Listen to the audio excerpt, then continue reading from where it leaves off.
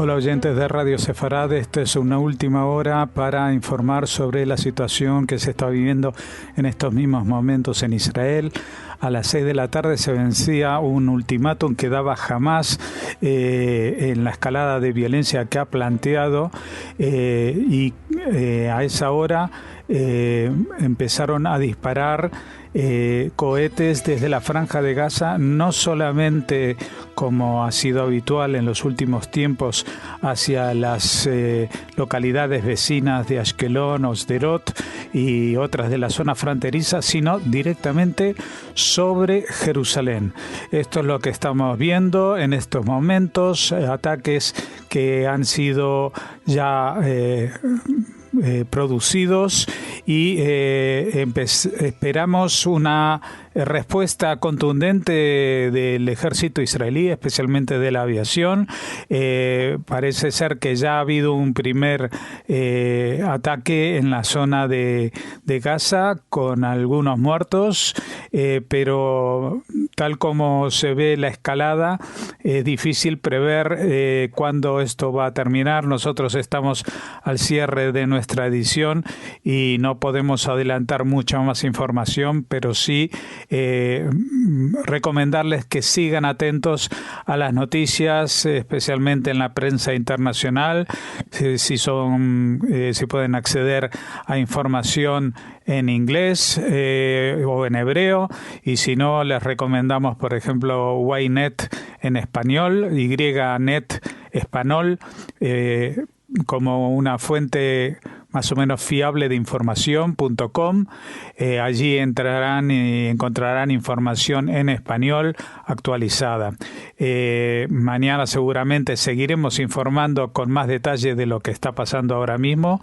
Lo avanzamos en las noticias, digamos, que habíamos grabado previamente y que escucharán a continuación. Hola oyentes de Radio Sefarad y bienvenidos a estas noticias de hoy que comentará Jorge. ¿Qué hay? ¿Qué tal, Alejandro? Estos son los titulares. La calma vuelve al monte del Templo tras fuertes enfrentamientos entre policías y palestinos. Terroristas de Gaza lanzan 3 cohetes hacia Israel. La cúpula de hierro intercepta uno de ellos. España responde a Israel que existen controles sobre los fondos para las ONGs.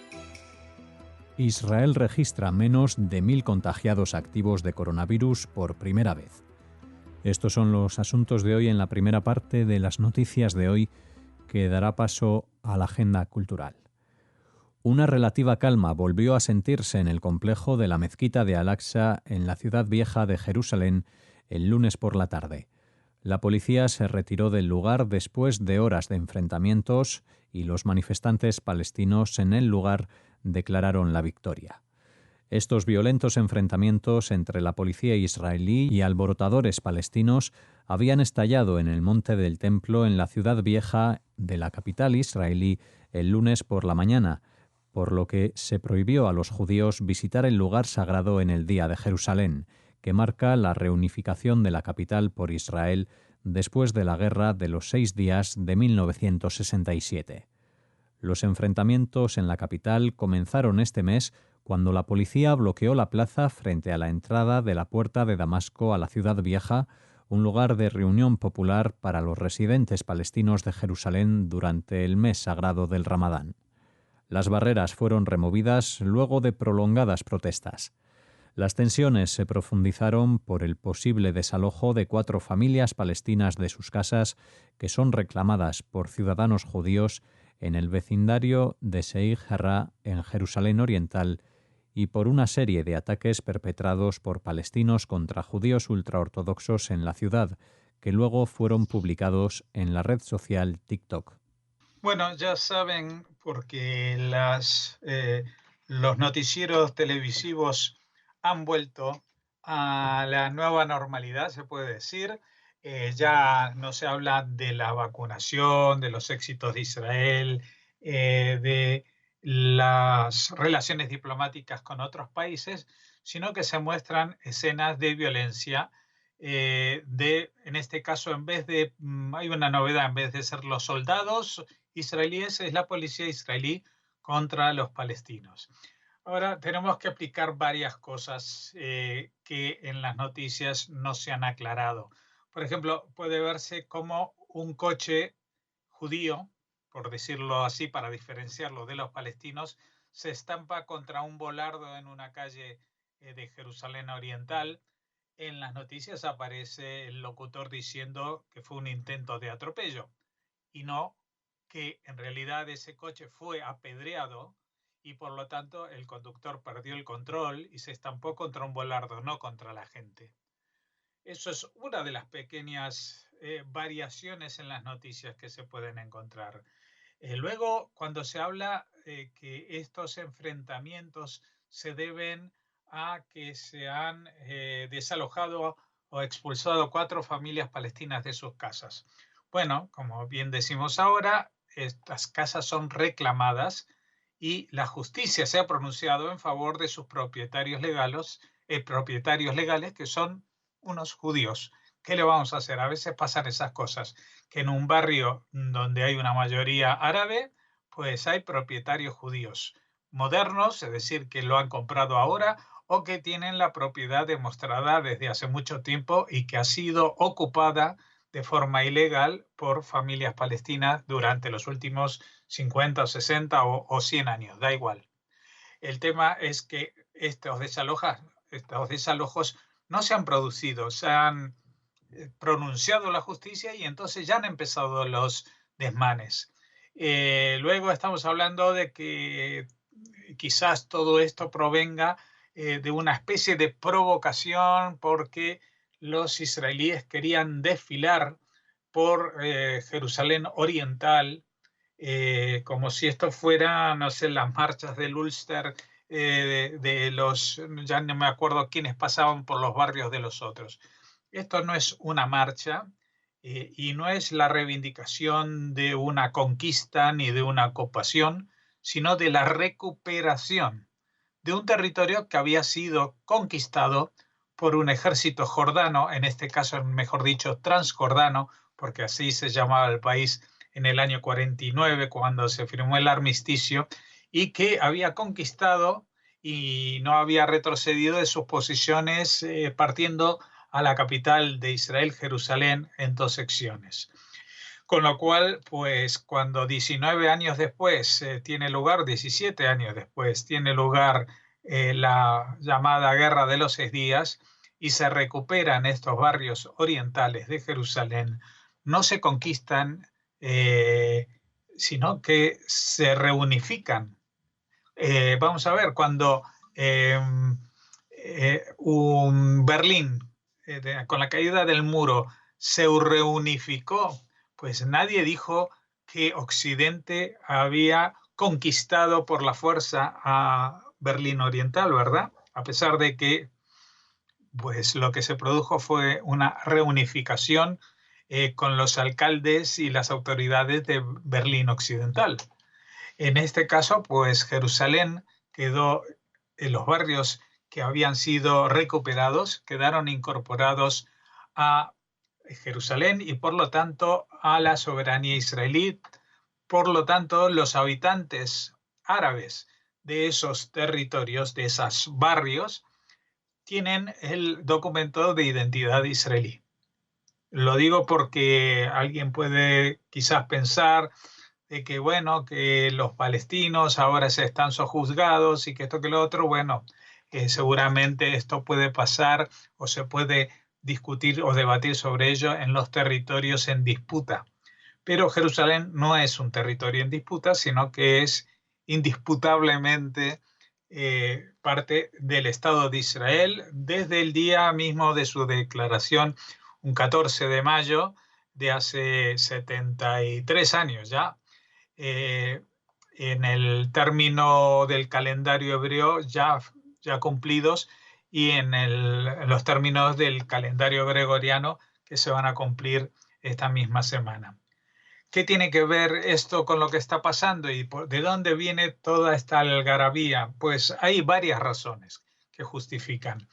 Primero, que siendo estos territorios, como digo, estos barrios orientales de Jerusalén, parte de la soberanía israelí, pues los ciudadanos árabes ya han sido vacunados, ya están inmunizados y como el resto de la población se pueden mover con mucha más libertad que durante el último año y medio, incluido la libertad para ir a rezar en las mezquitas, digamos, de forma multitudinaria como siempre lo han hecho y no con restricciones, con lo cual la gente que se reúne en la explanada de las mezquitas, en la mezquita de Al-Aqsa, es mucho mayor.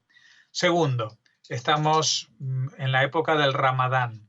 Ya saben, el Ramadán es una fiesta particular que durante todo el día, durante la luz solar se ayuna y durante la noche pues no solamente se come, se festeja y se hacen una vida social intensa.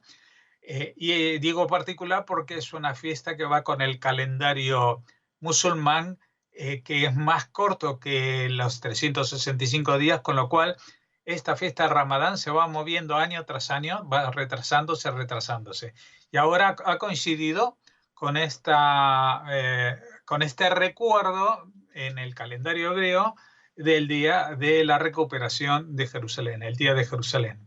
Con lo cual era lógico que hubiera algún homenaje, un recuerdo de cuando se recuperaron esos sitios tan cercanos al corazón del judaísmo, por ejemplo, como es el muro occidental llamado Kotel, o la propia explanada de las mezquitas, que su nombre original es Har Habayit, es decir, el monte del templo, porque antes de que se construyeran allí las mezquitas, los que explanaron eso fueron los que habitaban en el reino de Judea, y sobre esa explanada fabricaron o construyeron, mejor dicho, un templo. Mejor dicho, dos templos. El primero lo destruyeron los asirios y el segundo fue destruido en el año 70, como todo el mundo sabe, por el general Tito, luego emperador de Roma, que destruyó no solamente el templo, sino que quemó toda la ciudad básicamente y dispersó a los judíos por todos los confines del Imperio Romano. Con lo cual, ahora podemos entender la paradoja que los que están ocupando un terreno en el cual había algo antes, es decir, los que lo han ocupado por la fuerza y allí ejercen su autoridad, son los musulmanes que rezan en el monte del templo, en la mezquita de Al-Aqsa, a la que no tienen permitido subir los judíos para rezar.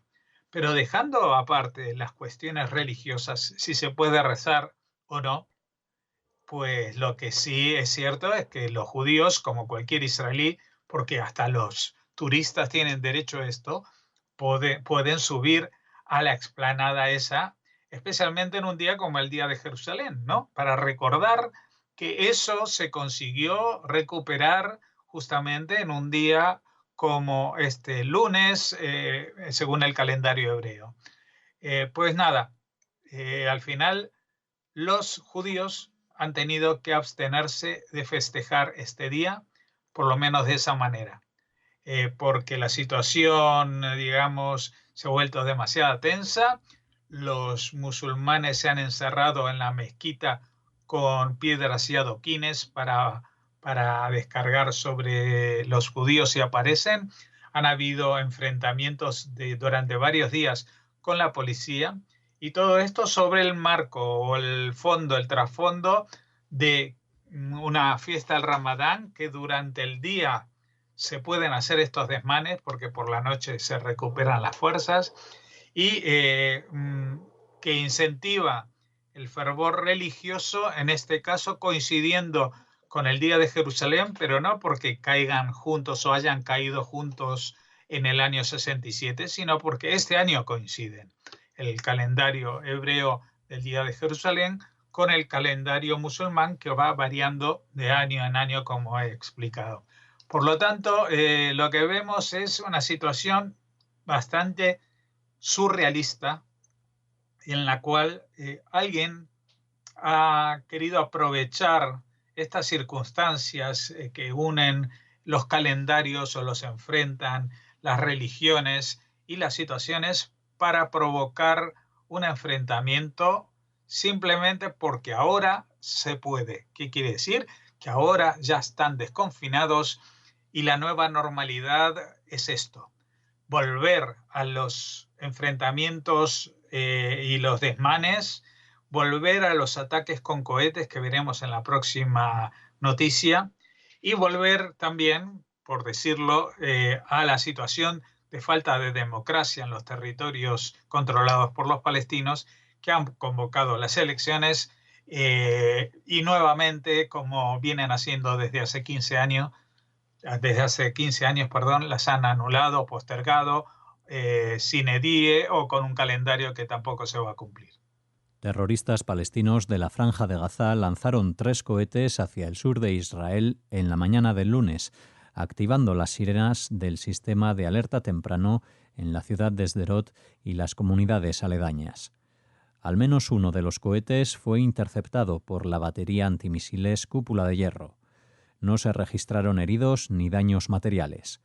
En respuesta, Israel cerró el paso fronterizo de Eretz para peatones, excepto para casos humanitarios de emergencia, además de clausurar la zona autorizada para la pesca frente a la costa de Gaza. El ataque sigue a otro del domingo por la noche, en que terroristas de Gaza lanzaron 2 cohetes contra la población de la ciudad de Askelon y sus alrededores. Uno de los proyectiles fue interceptado por la Cúpula de Hierro y el otro explotó en un espacio abierto. En respuesta, tanques de combate de las Fuerzas de Defensa de Israel atacaron posiciones militares de Hamás en la franja. El día anterior, al menos 4 incendios en el sur de Israel fueron provocados por globos incendiarios lanzados desde Gaza.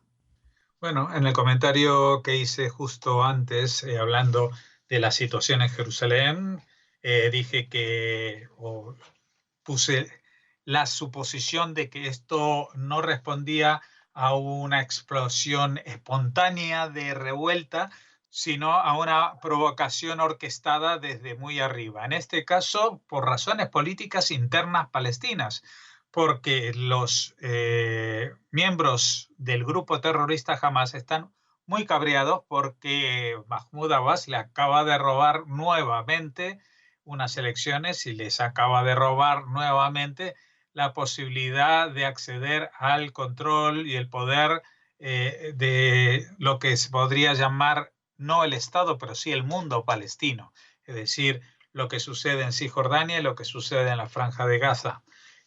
Por lo tanto, cuando se cabrean entre ellos, pues la respuesta siempre es atacar a Israel, atacar al judío, ¿no? Y lo han hecho volviendo exactamente al punto donde se había quedado suspendido el tema por la pandemia, es decir, los globos incendiarios. ¿Se acuerdan? Porque ha pasado no más de año y medio que estábamos en plena campaña de globos incendiarios y este fin de semana han vuelto a aparecer. Después aparecen los misiles con objetivos indiscriminados para atacar a Israel, y que en el caso de no provocar víctimas mortales, como ha sido estos ataques de 2 el domingo y 3 esta mañana del lunes, pues la respuesta israelí es muy comedida, muy contenida, y en este caso ni siquiera un ataque aéreo, sino disparos desde posiciones de tierra, desde algunos tanques que se asoman a la frontera y disparan contra posiciones de Hamás que prácticamente no tienen ningún valor estratégico, digamos, ofensivo sobre Israel, pero es como una especie de respuesta mínima o simbólica. Sabemos que los mediadores de Egipto han estado bastante nerviosos porque tenían la situación bastante bien encaminada, ellos pensaban, respecto a una posible negociación con Israel. Si recuerdan, hace unos meses incluso se llegó a aventurar la posibilidad de intercambio de los prisioneros y los cadáveres de los soldados muertos. Entró dinero a expuertas catarí, se abrieron las puertas también para la entrada de elementos de contención de la epidemia y de vacunas, etcétera, y parecía que la cosa estaba bien. Incluso las elecciones palestinas podrían interpretarse como un síntoma de pacificación en la zona, pero bueno, los egipcios conocen desde hace mucho a los palestinos, pero se han dado una nueva ducha de realidad con lo que está pasando ahora, porque evidentemente esto es una nueva demostración de que realmente, al menos con la actual dirigencia palestina, no hay con quién hablar. Lo que se habla es papel mojado en menos de 24 horas o en cuanto las circunstancias cambian mínimamente. Aquí se mantuvo la ilusión o el espejismo de un cierto acercamiento porque las circunstancias de la pandemia no permitían un ataque frontal o que la gente volviese a poblar las fronteras con Israel, atacando, disparando globos y piedras y todo lo que sea. Me imagino que en las próximas semanas o meses, en cuanto la situación de la pandemia dentro de la Franja de Gaza comience a estabilizarse, pues volveremos a ver estas escenas de la gente muy cerca de la valla fronteriza, escudándose y montando numeritos para la prensa internacional, como si lucharan contra un invasor que está dentro de su territorio, del que ha salido hace ya 14 años, ¿no?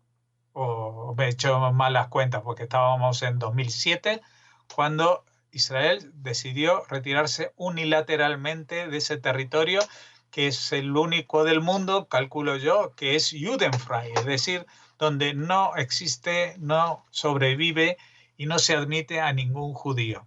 Pues eso es lo que pasa en la Franja de Gaza hace 14 años y parece que las cosas no han mejorado mucho ahí.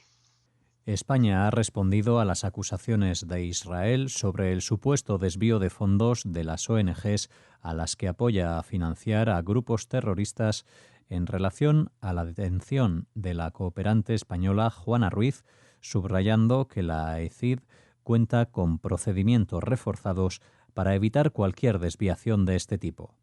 En todo caso, España está abierta a examinar cualquier información que sus socios quieran compartir, según han asegurado fuentes del Ministerio de Exteriores.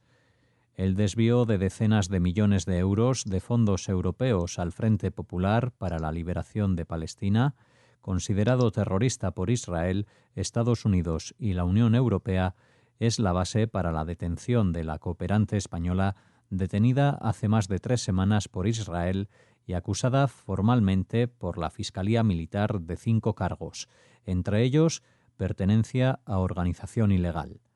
Además de España, estas organizaciones habrían recibido también fondos de los gobiernos de Francia, Italia, Alemania, Holanda, Reino Unido, Bélgica, entre otros, y de la propia Unión Europea, a quienes Israel ha instado a ejercer mayor responsabilidad y aumentar la supervisión al realizar contribuciones económicas en ayuda humanitaria. Bueno, España ha dicho, nosotros controlamos. Sí, la verdad que controlan a la maravilla, de la misma manera que durante estas últimas 3 semanas han estado bombardeando en los medios españoles que Israel ha detenido a una inocente española llamada Juana Ruiz, que no la ha acusado de nada, que esta pobre mujer encima es una heroína porque trabaja para una ONG de la cual pues prácticamente, o por lo menos yo no había oído nombrar antes, pero que mira tú por dónde ahora sí se ha hecho una presentación oficial de cargos, en realidad 5 cargos contra ella en la Fiscalía Militar. Y tardaron 3 semanas porque los juicios militares tienen unos términos distintos a los juicios civiles, aquí, en la China y en Israel. En todas partes es así. Y donde se ha cometido el delito es en un territorio administrado militarmente, porque no es territorio israelí, ¿verdad? No es lo que siempre piden, que esto no se incluya, no se incorpore a la soberanía israelí. Pues nada, estos territorios están administrados hasta que se determine su condición legal internacionalmente. Son territorios en disputa y están administrados por la justicia militar. Y los peores cargos que puede administrar la justicia militar son los cargos de terrorismo y financiación de terrorismo, que es un cargo añadido o adjunto a este, ¿no? Pues esto es a lo que se enfrenta la señora Juana Ruiz, que vive en la zona está casada con un palestino hace mucho tiempo y que hay, al parecer, porque yo no tengo los papeles de este juicio, pero lo que ha presentado la Fiscalía Militar son acusaciones de financiación del terrorismo. No es que se hayan aprovechado alguien de ella para financiarse, presentándole a ella que son una ONG palestina. No, ella es parte de un entramado para financiar a un grupo terrorista que se llama Frente Popular para la Liberación de Palestina. ¿Le suena? Pues le voy a recordar. Leila Khaled es una terrorista que secuestraba aviones y que ahora escribe libros y que la invitan a hablar, por ejemplo, en la Feria del Libro de Barcelona y es recibida por la alcaldesa como si fuera una celebrity por haber sido una terrorista. ¿De dónde sale el dinero que va a financiar a este grupo que nunca ha renunciado al terrorismo como forma de oposición o forma de liberación, o llámenlo como sea, pero estamos hablando de un grupo terrorista reconocido como tal, no solo por Israel, que uno dice, claro, Israel le dice terrorista a cualquiera, no solo por Estados Unidos, los americanos también le dicen terrorista a cualquiera, incluso Biden. Sino que la Unión Europea ha declarado ya hace tiempo a este grupo como un grupo terrorista.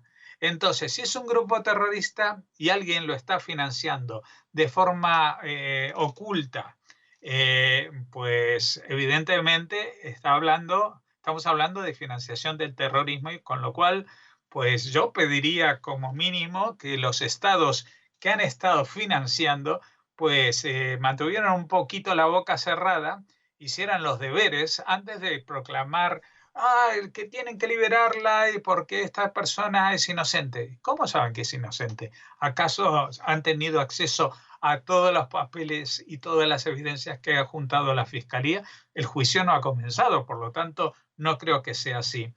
Y España responde porque parece como que le están acusando a España y en realidad están acusando a todos los países de la Unión Europea en conjunto y de forma individual, porque España, aparte de los aportes que se hayan hecho a esta ONG desde la Unión Europea, ha hecho aportes individualmente. Y esto se viene denunciando aquí en España desde hace, yo iba a decir años, pero sería más correcto decir décadas, porque desde que yo tengo memoria, en Radio Sefarad hemos recibido a gente que trabaja en ONGs que denuncian esta financiación de grupos terroristas desde Europa y que se han reunido con diputados y senadores, etcétera, todos los que puedan estar involucrados en el tema de financiación de grupos y ONGs para explicarles que estos no son organizaciones para ayudar a la gente, son organizaciones para ayudar a la gente a matar a otras personas. Así de claro. Entonces, uno puede decir, no tenía ni idea, pero lo que no puede decir es, o mejor dicho, uno puede decir, no estaba demostrado, pero no puede decir, no tenía ni idea, porque esto se ha divulgado entre el personal del Congreso de la Nación.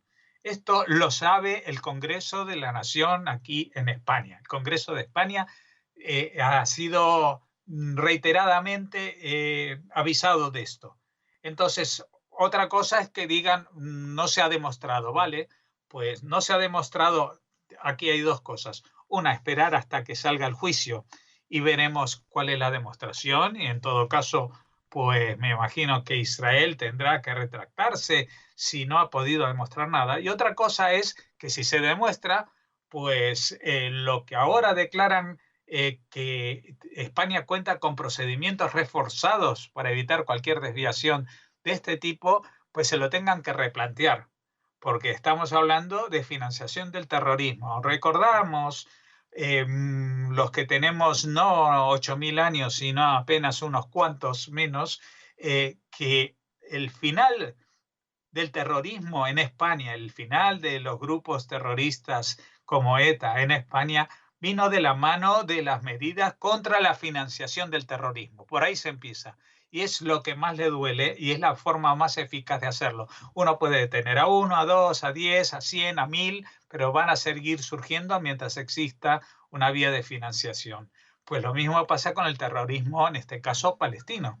Si Europa va a seguir financiando y no va a revisar con lupa qué es lo que se hace con su dinero, por ejemplo, no solamente en este caso, sino también en las ayudas que van directamente a la autoridad palestina y que se utilizan para pagar una especie de becas familiares a los que tengan delitos de sangre por terrorismo, lo cual también es otra forma de incentivar el terrorismo. Pues aquí hay que hacer los deberes. No estamos hablando de un problema que solamente atañe a este gobierno de España, porque esto se tendría que haber atajado también antes, cuando había otro gobierno de España de signo diferente, y tampoco se hicieron los deberes tan bien como para frenar esta inundación, perdón, de recursos económicos para grupos que no está claro o no está del todo claro si son grupos tales como declaran ser o esconden tras de ellos un entramado para financiar el terrorismo. Nosotros hemos visto en los últimos años cómo en España y en otros países se ha trabajado mucho las policías, etcétera, investigadores, para desmontar los entramados de la corrupción, en la evasión fiscal, todos estos paraísos fiscales donde la gente acumulaba riquezas para desmontar estos chiringuitos. Pues es hora de que se desmonten los chiringuitos que están montados en la propia Unión Europea. Israel tiene actualmente menos de 1.000 pacientes activos de COVID-19 por primera vez desde que estalló la pandemia. El número de pacientes activos en el país se ha reducido a 985 después de una campaña de vacunación masiva. El ministerio señaló que se registraron solo 17 nuevos casos de coronavirus el sábado después de que se realizaran alrededor de 11.000 pruebas, lo que sitúa la tasa de positividad en un poco menos del 0,2%. El país tampoco tiene comunidades clasificadas como focos con altos índices de contagio. Más del 80% de la población mayor de 16 años, es decir, más del 60% del total de habitantes, ya han recibido las 2 dosis de la vacuna de Pfizer. El número de pacientes en estado grave se ha reducido a 84, de los cuales 50 están conectados a respiradores artificiales, el nivel más bajo desde julio del 2020. Bueno, ya vemos que las cifras son muy alentadoras y cuando decimos que solamente 50 están conectados a respiradores, que es el nivel más bajo desde julio del 2020, recordemos que incluso desde antes, porque la primera ola afectó de forma muy ligera a Israel.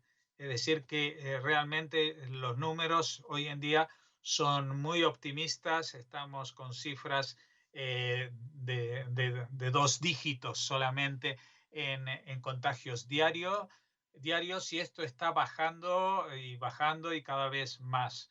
Evidentemente se trata no de un milagro que haya obrado alguna fuerza extranatural, sino el resultado de una vacunación hecha con rigor, y planificada desde el principio, incluso desde antes que se tuviera la vacuna. Ese ha sido el gran éxito de Israel, no que ahora ha puesto a vacunar a mucha gente, sino que ha negociado el tema de las vacunas ya hace un año, cuando todavía estaban ni siquiera en la fase 1, sino con las primeras tecnologías con las que se encaraba este tema. Israel se asesoró con sus científicos para ver cuál era el enfoque científico que tenía mayores probabilidades de ser eficaz para una enfermedad como esta del COVID-19 y apostaron de esa manera casi de forma muy importante, por ejemplo, en el laboratorio Pfizer, pero también lo hicieron en otros laboratorios, por si acaso la vacuna de Pfizer no lograba los objetivos que se había trazado. Evidentemente, esto ha sido un tema que ha servido de ejemplo a todo el mundo y nos tiene que servir de ejemplo a nosotros para ver el panorama también del final de la pandemia, porque evidentemente llegará un momento, mes más, mes menos, año más, año menos, en que las cifras estén mucho más controladas. Pero apenas empiecen a notarse estos síntomas de mejoría, también notaremos lo que está pasando en Israel y que son las noticias con las que hemos abierto hoy, que nos escandalizan porque parece una situación casi de levantamiento social, enfrentamiento casi bélico, etcétera, etcétera. Eso es lo que pasa cuando gente que manipula a la población, estoy hablando de grupos terroristas, por ejemplo, pues están contenidos simplemente por una cuestión médica, pero en cuanto pueden sacar un poco la cabeza del agujero en la tierra, pues vuelven a las andadas como si todo lo que hemos pasado no les hubiera enseñado absolutamente nada, no solamente sobre el tema que les ocupa, sino la visión que se pueda tener sobre la vida en este planeta, cómo hay que convivir o no convivir con los vecinos, qué valor puede tener la tierra, los estados, las leyes, el respeto a los demás, etcétera, etcétera. Así que lamento decirles que según entiendo yo, pues aunque hayamos estado 1 año y medio metidos en el túnel, hemos aprendido muy poco. Aquí finalizamos esta primera parte de las noticias de Radio Sefarad. Volvemos con la agenda cultural tras una pausa.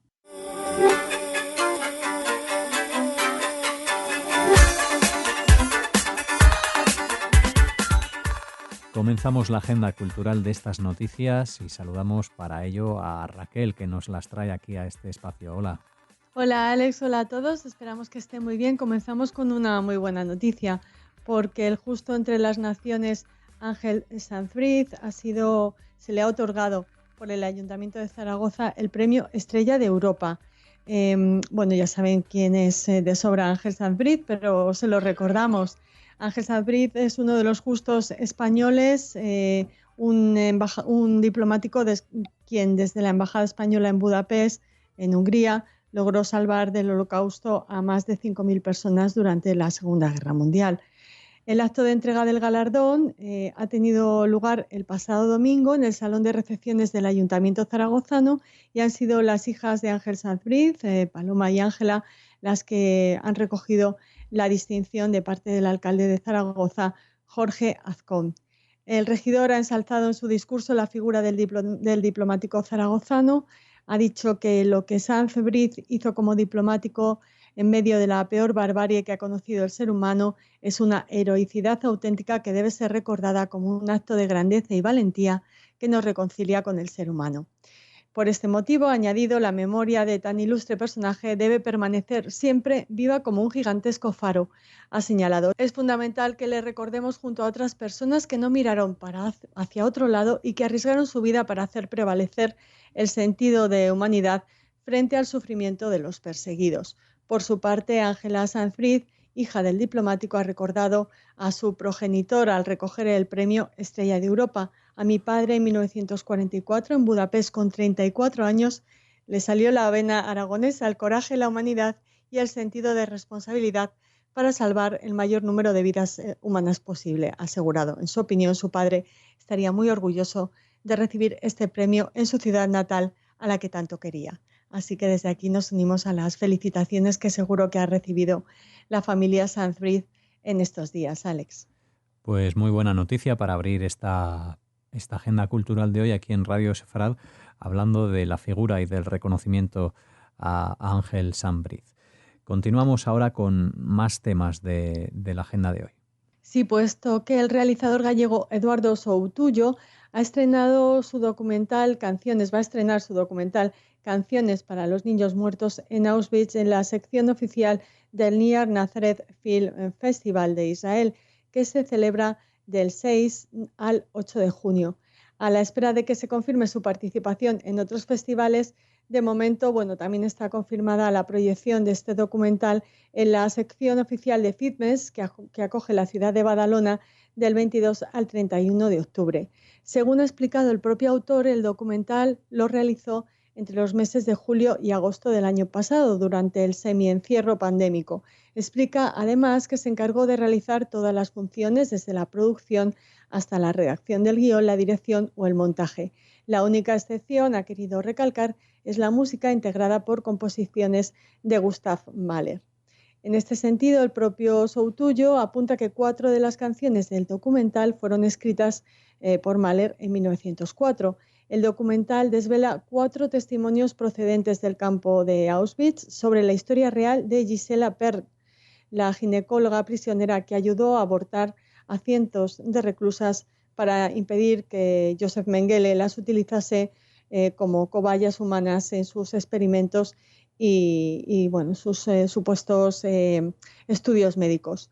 Soutullo lleva cerca de 3 décadas realizando trabajos audiovisuales y intentaremos obtener más información sobre este documental Canciones para los niños muertos en Auschwitz, que, como les decimos, se podrá ver muy pronto en Israel.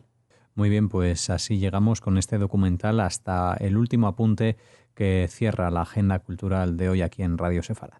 Sí, les hablamos de una conferencia que nos llega desde Centro Sefarad Israel. Se titula La familia Camondo y su colección, un legado sefardí en París.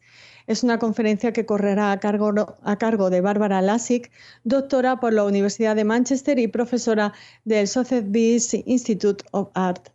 De origen sefardí, la familia Camondo representa uno de los grandes nombres en la historia del coleccionismo de arte en Francia. Los Camondo o Camondo, dueños de la principal banca del Imperio Otomano, se instalaron en París a finales del Segundo Imperio y durante décadas se codearon con la más alta aristocracia. Moïse de Camondo era un apasionado del arte y su interés se concentraba exclusivamente en el siglo XVIII francés. Durante 50 años fue reuniendo una colección de extraordinario valor: muebles elaborados por los célebres ebanistas Aubin y Riesener, tapices de Aubusson, objetos que habían pertenecido a la familia real, cuadros, esculturas, porcelana china y otras piezas de arte decorativo. En la madurez de su vida decidió construir un palacio pensado en función de su propia colección, que contaría además con todas las comodidades modernas de su época, pero recordaría en su diseño a los palacetes del siglo XVIII para ser el marco más adecuado a su colección. Comenzado en 1911, el edificio quedaría terminado en el 14, el año que daba comienzo la Primera Guerra Mundial y con ella la tragedia de la familia Camondo.